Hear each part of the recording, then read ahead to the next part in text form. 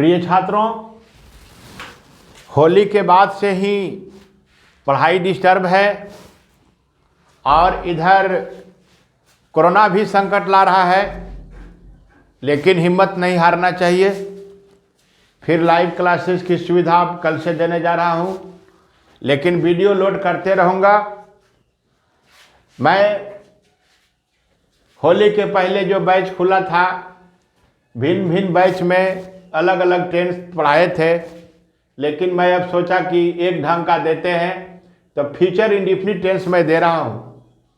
आप बहुत पहले से जानते हैं कि जिस हिंदी क्रिया के अंत में गा गी लगा रहे वह फ्यूचर इंडेफिनिट टेंस है।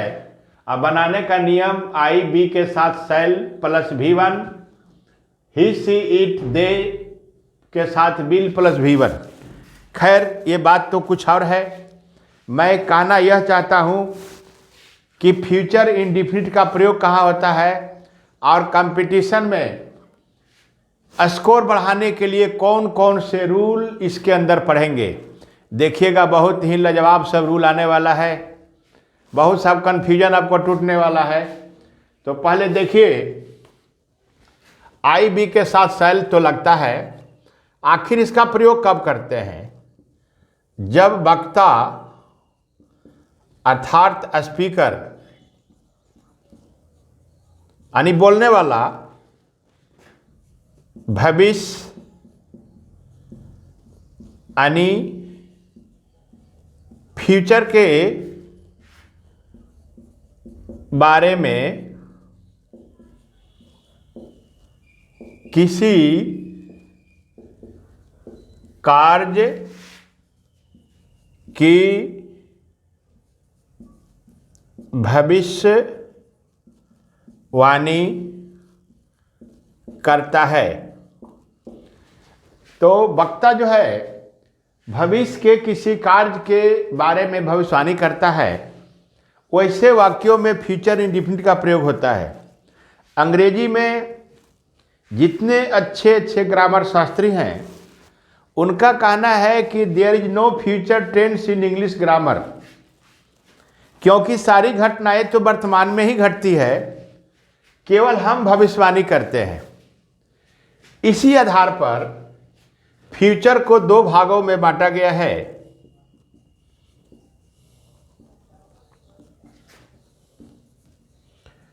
दो भागों में बांटा गया है। पहला है प्योर फ्यूचर और दूसरा है प्रेजेंट फ्यूचर। तो देखिए, प्योर फ्यूचर में ही आई बी के साथ शैल और अन्न करता ही सी इट दे के साथ बिल का प्रयोग होता है। ये प्योर फ्यूचर है। प्योर फ्यूचर यही हुआ, subject plus shell will plus V1। और आगे चल के हम चर्चा करूंगा कि प्रेजेंट फ्यूचर क्या है। यानी ऐसा नियम है कि जानकार यदि बताने वाला हो तो फ्यूचर इंडेफिनिट के सारे वाक्य प्रेजेंट इंडेफिनिट में बदल जाते हैं। खैर, यह बात हुई। मैं अब कुछ उदाहरण देता हूं, तब आपको बताऊंगा कि कहां कहां इसमें शानदार चीज आने वाला है।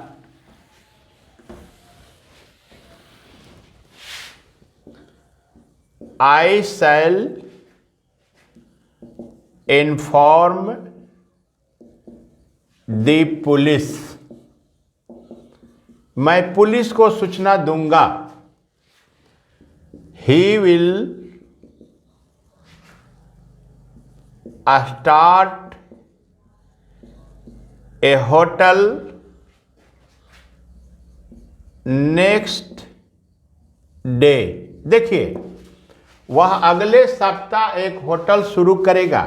अर्थात कहने का मतलब यह हुआ कि कर्ता जो है भविष्य में होने वाले कार्य के बारे में भविष्यवाणी कर रहा है, लेकिन जिस दिन यह होटल स्टार्ट करेगा वह तो कोई दिन प्रेजेंट ही होगा, इसीलिए इसको प्रेजेंट फ्यूचर भी कहा जाता है। और प्योर फ्यूचर तो जब शैल विल रहता है तो प्योर फ्यूचर है।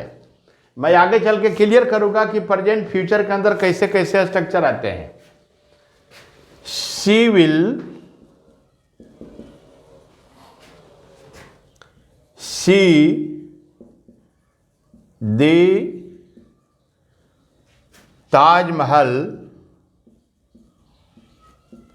वेरी सुन, वह शीघ्र ही ताजमहल देखेगी, अभी देखी नहीं है।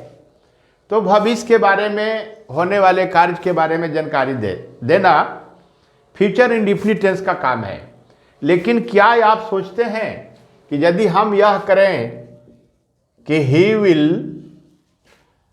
डांस, सपोज कीजिए यह एक फ्यूचर इंडेफिनिट का वाक्य है,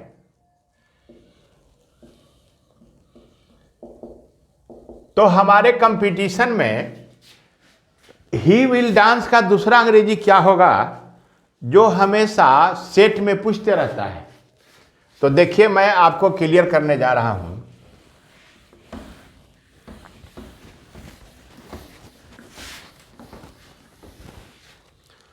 शैल विल का दूसरा अंग्रेजी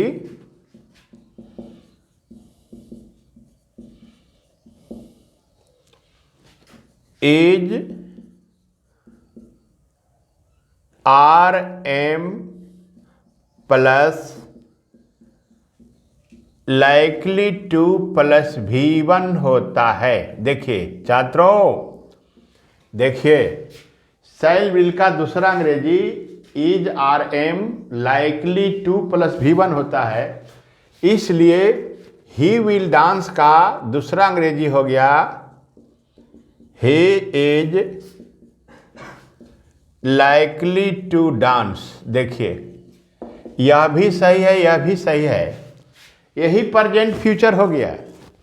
मतलब जितना हमारा फ्यूचर का स्ट्रक्चर है प्रेजेंट में धारण कर लेगा और प्रेजेंट के संदर्भ के साथ भविष्य की बात करेगा तो प्रेजेंट फ्यूचर हुआ। अभी तो बहुत कुछ बताने वाले हैं, पहले देखिए ये हमारा बहुत स्ट्रक्चर में आता है। इसी का देखिए फिर मैं कुछ कह रहा हूं। देखिए आई शैल डू दिस वर्क, ये हमारा सेंटेंस सही है। इसके स्थान पर हम यह लिख सकते हैं I am likely to do this work, ये भी सही है। ये दोनों समान अंग्रेजी हुआ। I shall do this work का दूसरा अंग्रेजी हुआ I am likely to do this work. और एक छात्र देते हैं you will play next week, ये हमारा सही है। इसका दूसरा अंग्रेजी हो गया you are likely to play next week. देखिए छात्रों, अभी तो हमने शैल विल के बारे में कुछ सिखाया। अब देखिए, अब हम रूल शुरू कर रहे हैं। कौन कौन स्ट्रक्चर, कौन कौन रूल हमारे टेंस का, ये फ्यूचर इंडेफिनिट टेंस का कंपटीशन में काम आता है। अब देखिए पहला बात,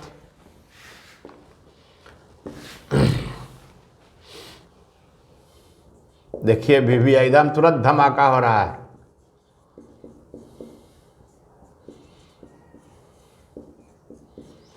देखिए पहला पॉइंट देखिए, होप माने आशा करना, आप प्रिडिक्ट माने भविष्यवाणी करना। तो होप माने आशा करना और प्रिडिक्ट माने भविष्यवाणी करना। तो होप तो आशा करेगा तो फ्यूचर में ही कोई काम होगा। आप प्रिडिक्ट भी भविष्यवाणी करेगा तो फ्यूचर में ही कोई काम होगा। इसलिए ये दो क्रिया के साथ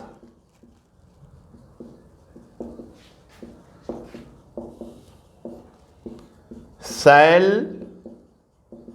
विल का प्रयोग नहीं होता है। आपको शानदार ट्रिक मिल चुका है। अब जैसे कोई अंग्रेजी बोलेगा कि आई शैल प्रिडिक्ट, मैं भविष्यवाणी करूंगा तो गलती हो जाएगा, आई प्रिडिक्ट हो जाएगा। मैं भविष्यवाणी करता हूं, आई शैल होप, गलत हो जाएगा, आई होप सही हो जाएगा। छात्रों, एक ट्रिक तो आपने तुरंत सीख लिया। फिर दूसरा देखिए,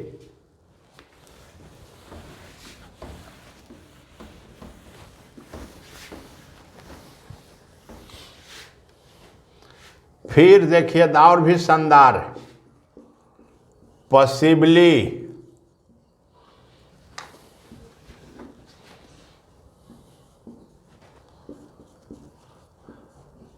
प्रोबेबली,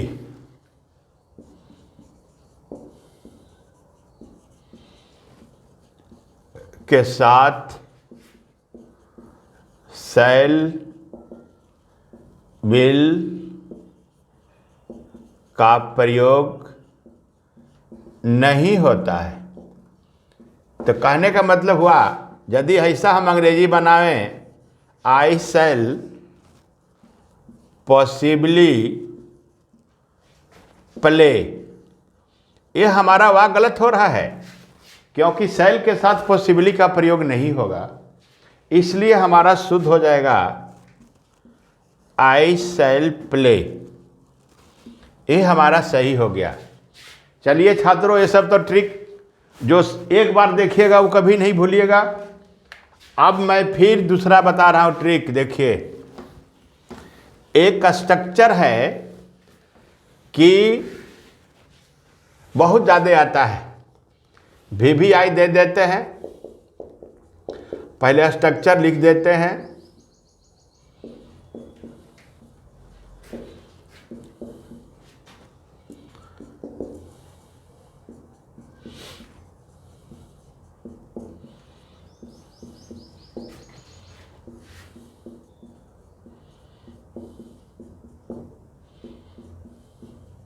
देखिए जब ये बहुत हमारा कंपटीशन के सेट में स्ट्रक्चर आता है, शैल के साथ बी एबल टू, बिल्ड के साथ be able two plus V1 लगाएंगे तो हिंदी सकूंगा सकेंगी निकलेगा।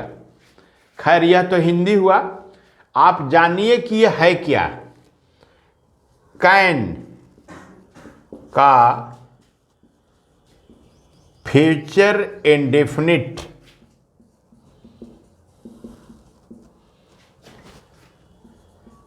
shall be able to या will be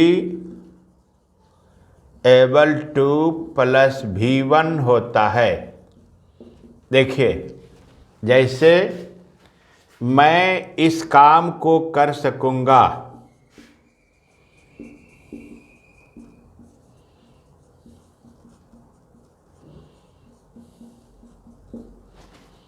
I shall be able to do this work, ये हमारा सही हो गया। He will be able to play football, इसका मतलब हुआ कि वह फुटबॉल खेल सकेगा।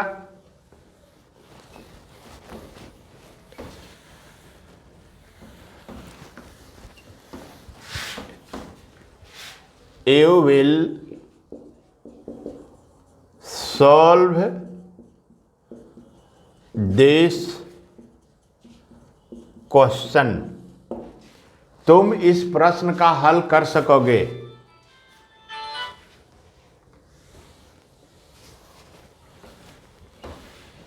अब छात्रों और देखिए, ये VVI है। फ्यूचर में घटित होने वाले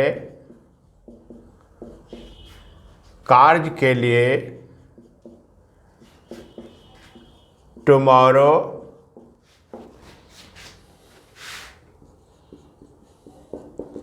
next year,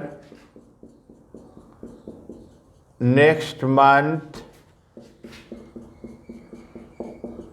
next week, next day, shortly, directly, soon,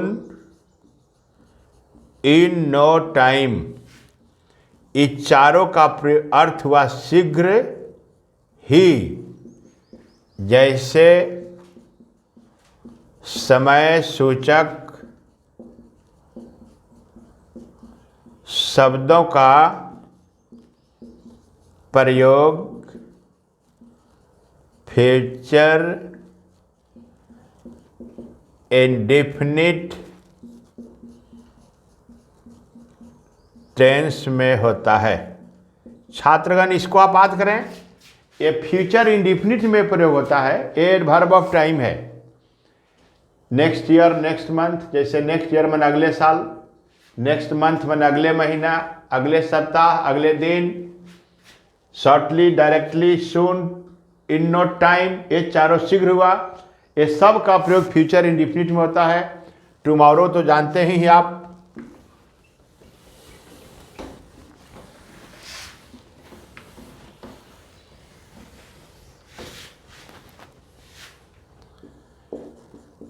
She will do this work soon. वह शीघ्र इस काम को करेगी। She will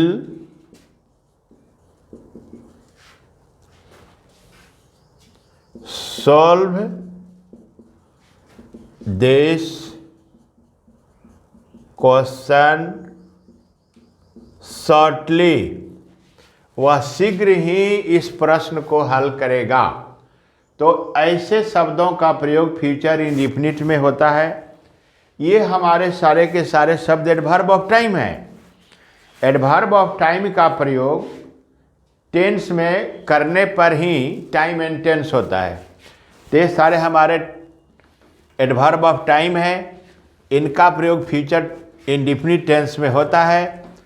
अब आप देखिए कि मैं अभी इतनी सारी बातें बताई। अब देखिए, मैं कुछ और बताने जा रहा हूँ जो बहुत परीक्षा में, कंपटीशन में बार बार आते रहता है। देखिए, VVI रूल दे रहा हूँ।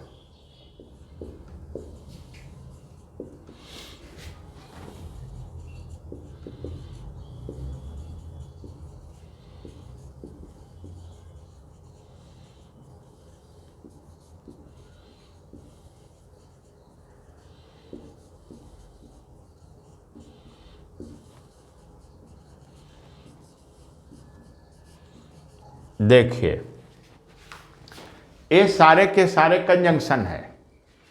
इसके ठीक बाद, इतने कंजंक्शन के बाद प्रेजेंट इंडेफिनिट टेंस रहता है, बशर्ते कि दूसरा वाक्य फ्यूचर इंडेफिनिट टेंस में हो। आप छात्रों देखिए, इफ मने यदि हुआ, अनलेस मने जब तक नहीं, अनटिल मने जब तक नहीं, व्हेन मने जब, एज लॉन्ग एज मैंने जब तक तब तक, एज सुन एज मैंने ज्यों ही, इन केस मैंने यदि, व्हेन मैंने जब, बिफोर मैंने पहले, एक दे दीजिए आफ्टर। ऐसे शब्द रहे तो कंडीशन बहुत है, तो ये सारे के सारे कंजंक्शन है। इसके बाद प्रेजेंट इंडेफिनिट टेंस रहता है और तब दूसरा फ्यूचर इंडेफिनिट या फ्यूचर एक्शन का वाक्य।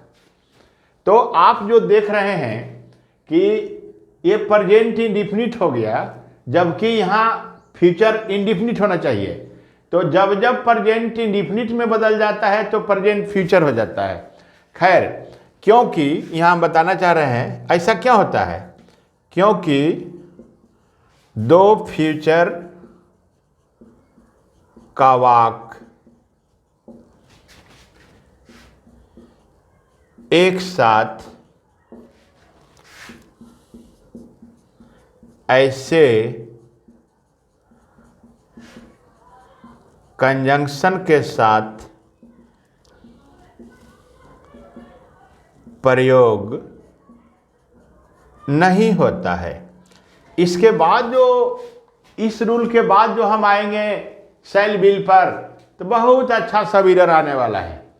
आप देखेंगे, समझेंगे। तो मैं जरा इफ पर उदाहरण देता हूं। हिंदी दोनों तरफ फ्यूचर इंडेफिनिट रहेगा। यदि तुम बोलोगे तो मैं तुम्हें पीटूंगा। पीटूंगा, देखिए ये हमारा दोनों फ्यूचर है, लेकिन एक प्रेजेंट इंडेफिनिट में हो जाएगा। If you will speak I shall beat you. ये हमारा सेंटेंस गलत है। इसलिए गलत है कि इफ के बाद प्रेजेंट इंडेफिनिट हो जाएगा और दूसरा फ्यूचर इंडेफिनिट में रहेगा, क्योंकि दो फ्यूचर एक साथ प्रयोग नहीं होता है। और दूसरा कंडीशन तो क्लियर है कि ऐसे कंजंक्शन के साथ प्रेजेंट इंडेफिनिट का प्रयोग होगा, फ्यूचर इंडेफिनिट का प्रयोग नहीं होगा।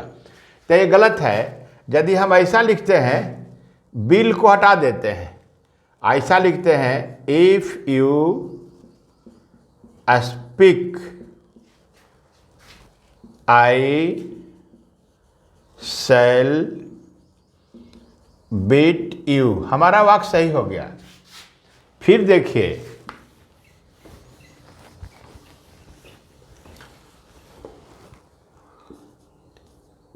If he will labour he will pass, ये हमारा गलत है। यदि वह परिश्रम करेगा तो वह पास करेगा। तो इफ के बाद है प्रेजेंट इंडेफिनिट, फ्यूचर इंडेफिनिट, तो इसको हम बदलेंगे प्रेजेंट इंडेफिनिट में, इसको हटा देंगे और लेबर में एस लगा देंगे, तो प्रेजेंट इंडेफिनिट हो जाएगा। If he labours he will pass, ये हमारा सही हो गया। यदि वह परिश्रम करेगा तो वह पास करेगा। हिंदी हम आराम से फ्यूचर में निकालेंगे, लेकिन अंग्रेजी जो है प्रेजेंट इंडेफिनिट में ही रहेगा।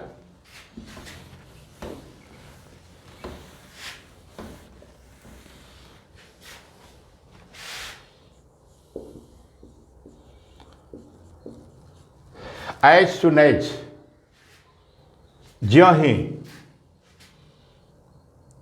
द पुलिस विल रीच,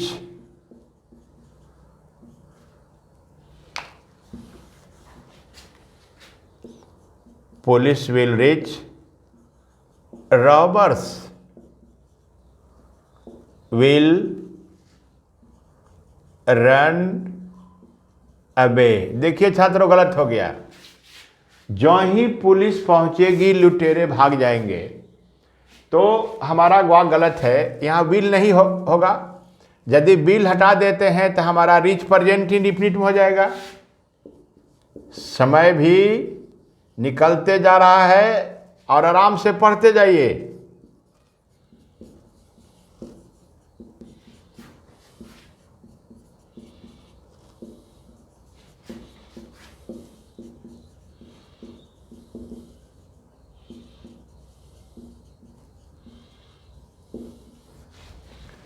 देखिए छात्रों,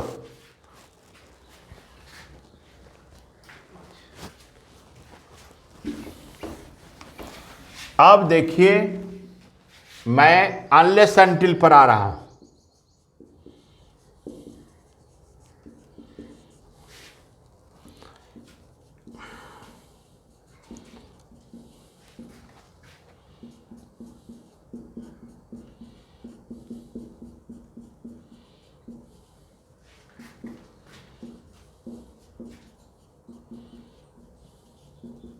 देखिए अनलेस अनटिल का तो मतलब हो गया कि जब तक नहीं, तो इसके साथ नो नॉट नेवर का प्रयोग नहीं होता है।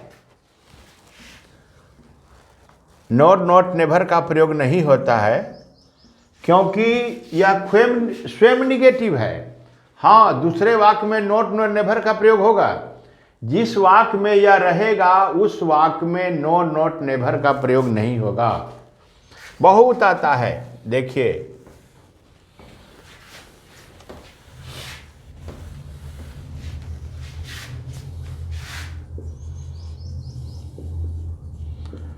unless you will not labor,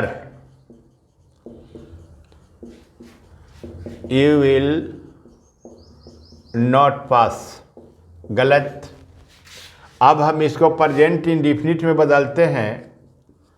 unless you do not labor, you will not pass। फिर भी गलत। विल को तो प्रेजेंट इंडेफिनिट बने तो प्रेजेंट इंडेफिनिट का do not does not negative होता है। अनलेस के साथ नो नॉट नेवर नहीं लगना है। तो यदि विल का स्थान पर डू नॉट करते हैं फिर भी गलती, तो सही हो जाएगा, ये हमारा हट जाएगा, कंप्लीट हट जाएगा। Unless you labour you will not pass, ये हमारा सही हो गया। ये जितना हम वाक्य दे रहे हैं ये सबको उलट के भी लिखा जा सकता है। You will not pass unless you labour, हमारा सही हो गया। हमको ख्याल रखना है कि यह जहां रहे उसके साथ वाला वाक्य प्रेजेंट इंडेफिनिट में होना चाहिए। ऐसा हम नहीं सोचेंगे कि बाद वाला एक फ्यूचर इंडेफिनिट में रहेगा या फ्यूचर एक्शन में रहेगा।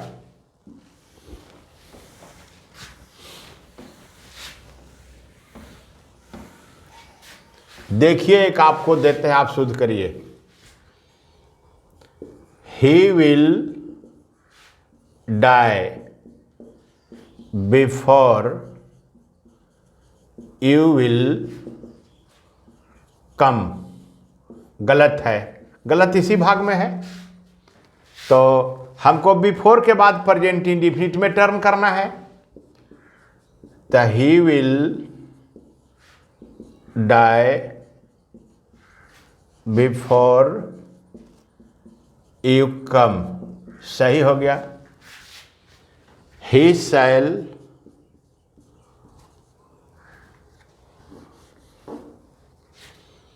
he will do this work after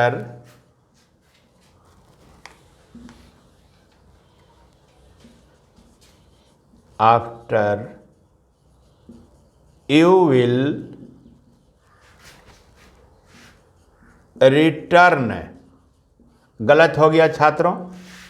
तो आफ्टर के बाद प्रेजेंट इंडिफिनिट चाहिए तो ये हटेगा, शुद्ध हो जाएगा he will do this work after you return. ये हमारा सही हो गया। तो ऐसे ऐसे सेंटेंस रहते हैं छात्रों। फिर मैं कल इसका एक वीडियो और लोड करूंगा, आप आज देखें। बहुत बहुत धन्यवाद। कल चैनल को देखिए, मैं कल शुरू कर रहा हूं, प्रोनाउन शुरू करूंगा और सभी आदमी अपना अपना समय पर रहेंगे। नहीं भी रहेंगे तो मैं लाइव के साथ साथ वीडियो भी लोड कर दूंगा। बहुत बहुत धन्यवाद।